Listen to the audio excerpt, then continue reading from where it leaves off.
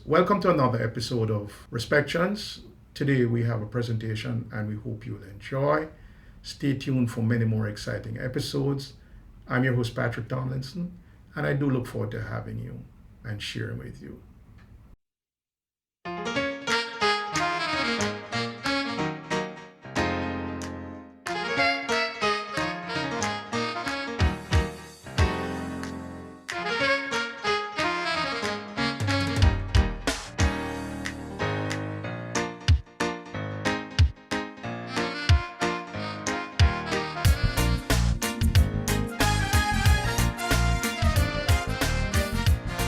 Okay, so we've been through your reason for being. We've looked at some of the cultural items. We've looked at the show experience.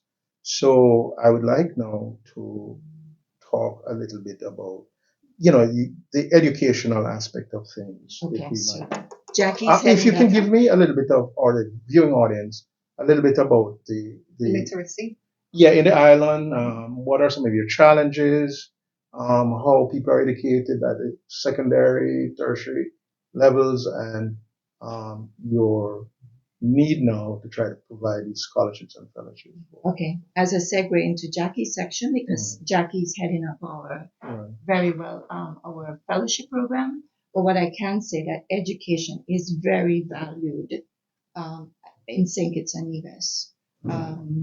That is our ethos. You wake up and you educate your children. And as I said, we don't have class distinctions. So you have Someone very little. we are very little, very Yes. little. Would you say the other islands have more of it? Yes. And why is that so? Historically Well, speaking, Naoka, you've gone to a Jamaican church, so maybe you're a little bit bored. I don't know. You want to speak? I think all of us have points on that, but Yeah. But definitely no, Jackie and Nayoka. Western is a very people say very class conscious society. So to hear you say that, now they can say It these is guys are subtle. making that claim. I mean, It's that's subtle. Subtle. It's very subtle. It's there. yeah. and it's, However, and you can permeate it, and that is, I think, the thing that sets us apart.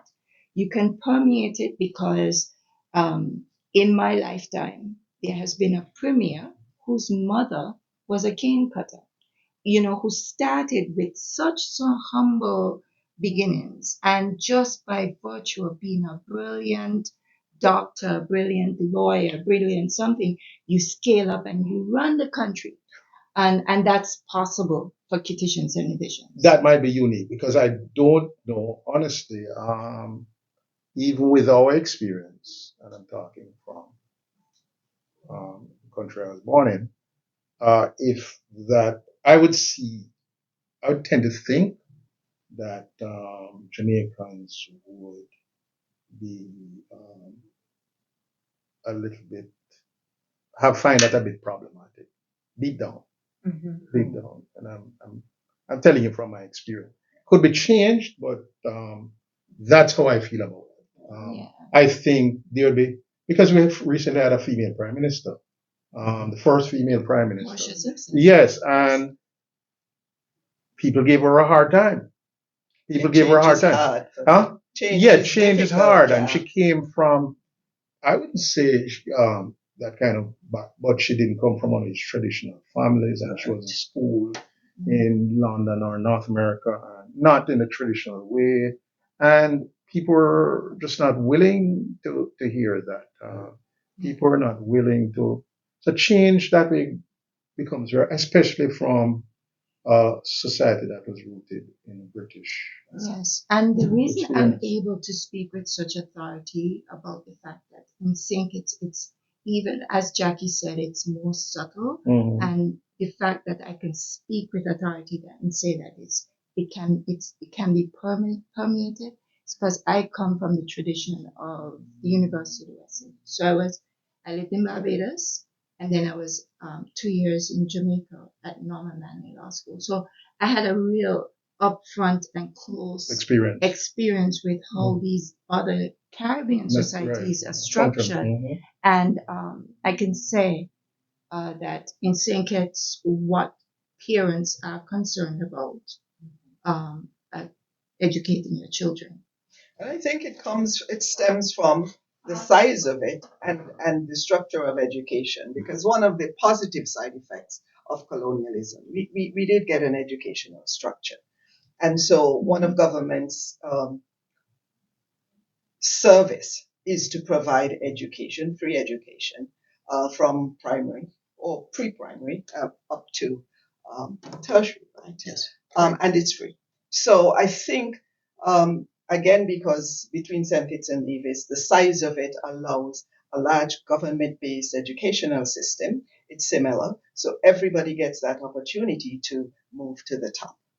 And so there isn't that, well, this is my mother and this is my father, but it is, what did you do and how will you thrive and how will you succeed and gain scholarships. The scholarships were provided by some private, but mostly governmental, state scholars.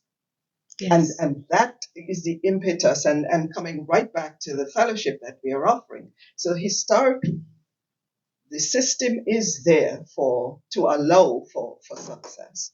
And you mentioned challenges. So a lot of the external challenges, we are now connected to the world. Mhm. And so rather than a single focus for your children, rather than, chasing the scholarship, you chase other things, or you're being influenced by other things. Mhm. And so that's one of the challenges that we are seeing, and places where we can help. And then I would say real quick on Naoka, unless you want to speak about like I wanna literacy agree with rate, you, please yeah. go ahead. No, I want to do Okay. Yeah, but one of the things that so there's the general energy here that St. Kitts and Nevis has always prized education. But one of the things we will say is that St. Kitts and Nevis basically has like a 98.5% Yes. literacy rate, right? Sure. And so you compare that to even some places in the Caribbean. And I don't have the latest figures, but all up through the 90s, St. Kitts and Nevis were the fastest growing by all the determinants that they use, fastest growing country in terms of living standards in Latin I think America and the Caribbean. I think the only other country that I can remember that has close to that is Barbados. Barbados. Jamaica Yeah. is significantly low. I'm Mhm. talking 80 significantly something, low. 80, like If it, 84. yes, Yeah. I thought it was 70 something high. Mhm. If my statistics. So I think that energy that we've always had, and what happens too is that because we're small, what happens there's a communal, if I can say it this way, there's a communal sort of looking out for everyone and the interest in what young people are doing. I mean, now the population is booming again after years of leveling, but let's say when I was coming up in the 80s and 90s, you did GCE and CXE, and those results were published in national newspapers. Right, people looked So out for people, that. people would say, "You over there, bright," things like that, Yeah. right? Because there was this Did you hear the global. Creole? Did you hear the Yeah. right? But so there's always been that looking out for, and I think that because of that, and because people go away, come back. Some people stay away when they get education, but because so there's always this kind of like infusion and reminders of what can be. So I think that a lot of young people see the possibilities of what can be by the people who return from being educated, right? And I No. also, You did a I also great wanted to add that St. Kitts and Nevis are part of what we talked earlier a little bit about CARICOM, but we are also a part of the OECS, so the Organization of Eastern Caribbean States. So for as long as I've known St. Kitts and Nevis, our dollar has been pretty steady, and the reason for that is because it's a shared economy between OECS. We have an Eastern It's Caribbean about Central Bank. 8 to 1. No, What? $2.70. Yeah, That's- 70 cents. So that- 2 to 1. Yeah, that's And very that- remarkable. For Yeah, the last and it 3 has- decades, it yes. has been 2.7169. Yeah, To be exact. that's- And it that's- hasn't moved. Yes. that's phenomenal because it Yeah. means Amazing. that you have that level of economic management that can hold your country. Yes. I think Barbados has even a higher Yes. exchange. 2 to 1. 2 to 1? Yeah, Yeah. 2 to 1. Might be the only one. Yeah. Yeah. Okay. And so the relationships with the IMF and the Mhm. World Bank, and you would hear a lot of different things coming through the UN, but the relationships with those international financial bodies have been stable. Right. And the ECCB, which is Eastern the Caribbean Eastern Central Caribbean Bank. Central Bank, is in St. Kitts and Nevis.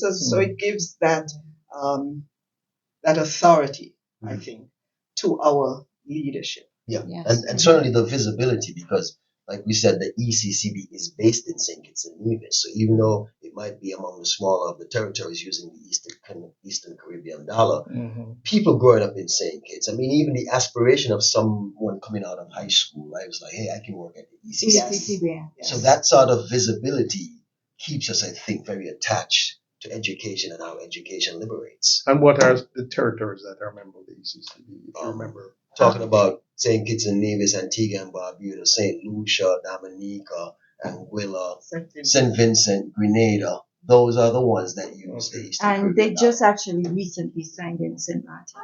Okay, St. Martin. Just, I think, in the Yes, last yes. few weeks. Right. And I think that is a model of unity, strength that the Caribbean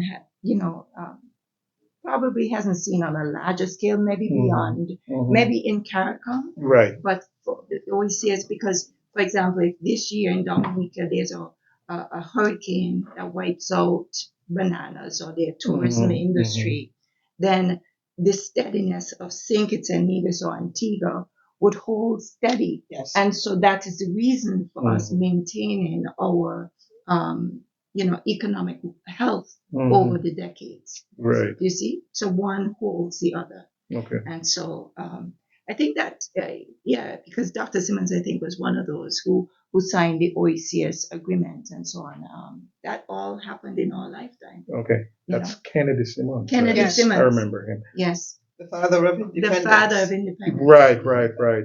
And you had a very, very powerful trade unionist. I don't want to. Yeah. I don't want to, but I remember him from St. Kitts.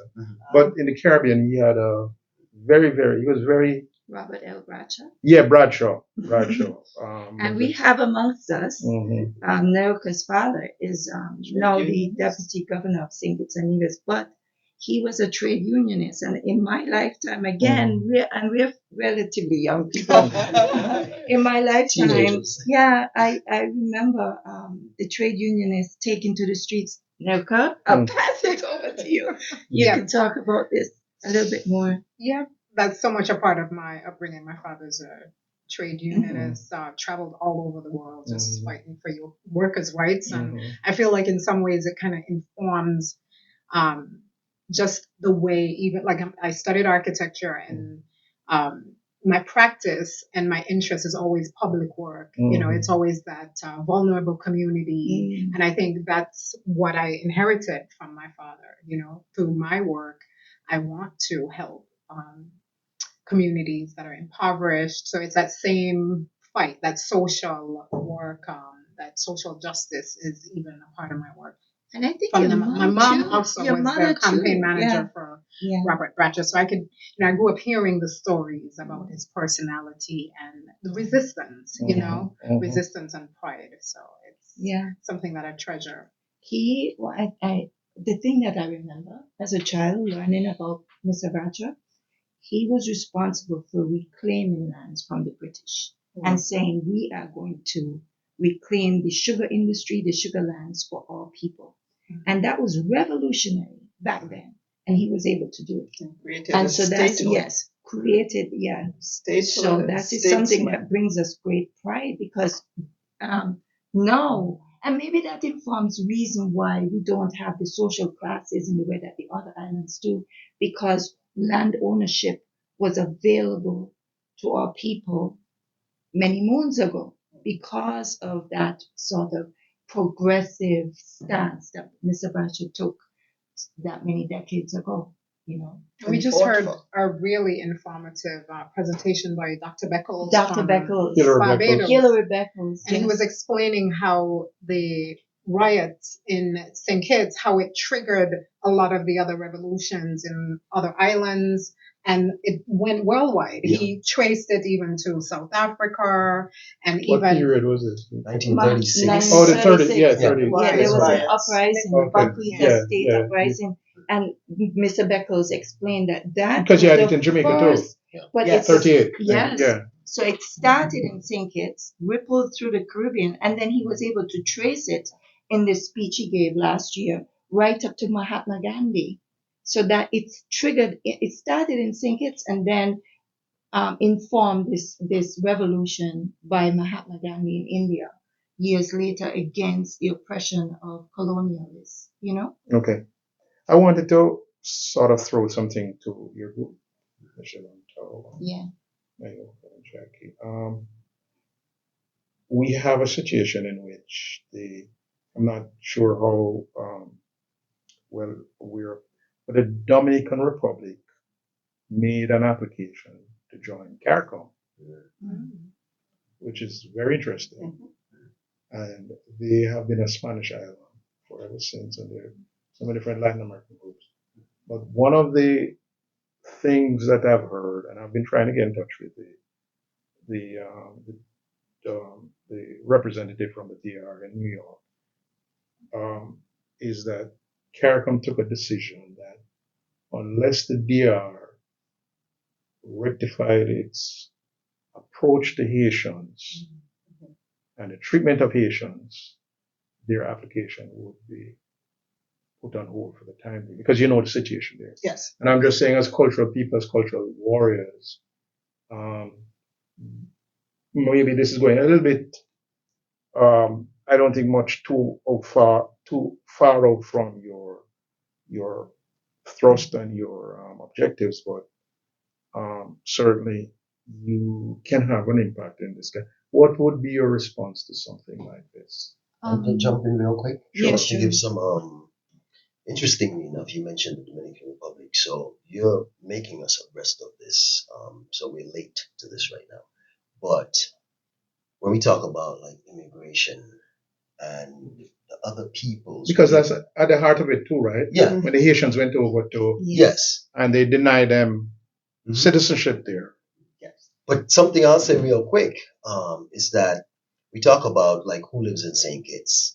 The second largest populations are from the Dominican Republic and Jamaica, right? That I've heard. So St. Kitts and Nevis has had, because St. Kitts was this sugar colony, and Dominican Republic was also a sugar colony, the second largest for the Spanish in the Caribbean. What happens is when sugarcane was done, the dull season from June to December, the sugarcane workers in St. Kitts and Nevis would go to the Dominican That's Republic true. 100+ years ago. Yes. And in fact, there's a Yes. substantial community there that I've actually started doing some work with them. But the descendants of Kittitians and Nevisians form a robust piece of Dominican culture. And I say, wow, it's really interesting how such a small place, one of the smallest, informs the second largest territory in the Caribbean. But one of the things I would notice on a personal level is how the relationship between Haitians and Dominicans, certainly the way a lot of Dominicans tend to look at Haitians, right? The immigrants coming in, is the way that in St. Kitts and Nevis, a lot of Kittitians and Nevisians used to look at the Dominicans who came back, right? So I think that what you're saying is this from the Dominican Republic or Dominica? Dominican Republic. Okay. Right? So there's actually a whole group of people, some people would say, Dominicans would know what I mean when I say Lococolo, Los Cocolos. But those were people from the English-speaking islands, but primarily from St. Kitts and Nevis, right? And so, like the folklore and the dance, and so even certain times of certain English words made their way to the Dominican Republic because of that relationship. So if you fast forward back to the 1980s now, significant amounts of Dominicans start coming to St. Kitts, and they'll say, well, my grandfather is from here, my great-grandfather is from here. And why is that? And the fact, well, it was true. No, but why were they? It is Because of because the strength of the economy. Okay. Exactly. Exactly. Okay. You know, that push is people always want to live better. So what I see, some of the irony is that some Haitians want to live better, so as we go to the next nearest thing, the DR, and lots of Dominicans want to live better, so they move to other places. So I think that it's a human struggle that many more maybe Dominicans have to be aware of, and like the same way you go to other places, people might be coming to you. But then, it's an old story history that I don't think we don't really want to get into. Because we could go back to 2020, the occupation of DR by Haiti. But, Right. But So keeping them out of CARICOM, It's not keeping them, well, so but yes, they disintegrate. yes, disincentivizing or giving them a reason, and similar to, say, certain countries joining the EU, that, based on their human rights records and so on and so forth, they will give them, the opportunity to do better. Because, again, if you join a stronger union, so to speak, you may be weakened in some way. I mean, we're talking human lives and so on. And so I would look at it as a way of giving them incentive to improve, or demonstrating that, yes, when we join, we will improve. Right. So that's my take on it. That it is an olive branch to them to say, get your house in order. However, we can consider it at a later date. I have known countries requesting to join the EU over and over and over, and they've moved the needle. And eventually, yes, they will be considered and join a stronger currency, perhaps. And to piggyback on what Jackie says, what I can say is CARICOM is very protective of Haiti. We are very protective. We understand that Haiti is the first free republic in the Western Hemisphere. First black. First black, yes. And we're just very, very protective of how Haiti has thrived over the years. And so I think that would be, it just seems natural to me that would be something that they would. They have the very definition of resilience. Resilience, yeah. Okay. You wanted to say something, Phil? No, I'm done for now. You could go into the panel. Okay. Right. So we touched upon the whole question of migration, and so Liamuiga is having an event in April, Michelle, which really is going to focus on immigration. And so I don't know if you wanted to take a little time to talk to us, to share with the public about this event. Okay, so thank you very much Sure. for giving us this platform to talk about our panel discussion, which is going to be on April 17th at 6 p.m. And it's at the Town School, the theater at the Town School at 540 East 76th Street in Manhattan. So it's free admission. So we're inviting everyone to come out, and it's going to be a very interesting panel discussion. We have the Honorable Ambassador from St. Kitts and Nevis to the United States, Ambassador Jacinth Henry Martin. We're going to have the Honorable Ambassador David Commission, who's the ambassador for Barbados to CARICOM. Ambassador Dr. June Suma, who's the chair of the United Nations Permanent Forum for People of African Descent. And Dr. June Suma was born in St. Lucia, so she's going to bring that Windward Island flavor to the discussion. And then we have Dr. Theo Carlos Strawn from Strawn Health and Wellness, which is based in Connecticut. And he was born in St. Kitts, and he migrated here, and he is a psychiatrist in Connecticut. And he's joining the panel. So the four of them are going to unpack this topic of the migration of Caribbean people to the global north. So we're not just restricting it to the United States, but the United States is included, United States, Canada, and the United Kingdom. And we're going to talk about several different aspects. So Ambassador Henry Martin, she's going to talk about the Kittitian and the Vision experience of migration to the global north. And over decades, we've had, it's very interesting. Several years ago, I took my daughter to Ellis Island school trip, and we just put in our last names just for fun. And up pops my father's name. And it turns out when he was 16, that's how he entered the United States, to Ellis Island, and his name is recorded there. At Ellis Island, and I was just blown away because, he passed away, and I had no idea that this was his history. So the migration of Caribbean people to from St. Kitts and Nevis to these parts of the world has been steady over decades. And once we do migrate, generally speaking, our people land on our feet and we become very productive members of society. And we want to highlight the contributions of Kittitians and Nevisians to these parts of the world. So Ambassador Henry Martin will unpack that for us a little bit. And then we have Ambassador David Commission, and he is a lover of history, passionate about these issues, and he's going to talk about what the migration of Caribbean people has the impact of that across the world. So Taw was talking a little bit about that migration between the Dominican Republic and St. Kitts. There's so many examples of that throughout the world. And so he's going to talk about it from a global perspective. And then we have Dr. June Suma, who's also at one point a professor of history at the University of West Indies in Barbados. She's going to give us a historical perspective. What drove people to migrate from the Caribbean to these parts of the world? What's some of the impacts of that migration to the Caribbean region and to the families that moved to these parts of the world? And then finally, we're going to have Dr. Theo Calistron. And what he's going to talk about is the mental health perspective of migration.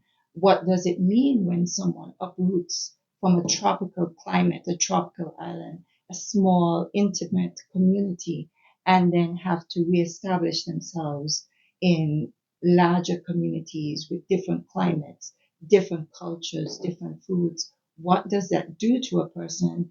And what is it about Caribbean people, but specifically St. Kitts and Nevis, Kittitians and Nevisians, because that's what we know. What is it about our makeup that makes us be able to land on our feet and then thrive? And so it's going to be a rich discussion. We invite everyone to come out. The free admission. We're asking everyone to sign up on our website, which is www.loafskn.org. Just look for the event. Yes, we just look for the events tab and sign up so that we know that you're coming and we could have a head count of the people to expect. But it's free admission because we think that this is an important topic and we want to take back and own the conversation of who we are as a people when we move to these parts of the world. Excellent. Very good at both.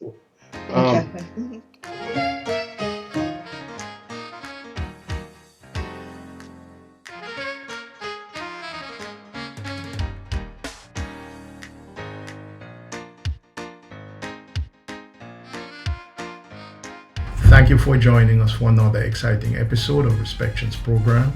I'm your host, Patrick Tomlinson, and we hope you enjoyed our presentation. Stay tuned for many more presentations, and we look forward and are thankful to you for joining us as we do these several presentations. Stay tuned, be well, and we look forward to having you in the future. Be well.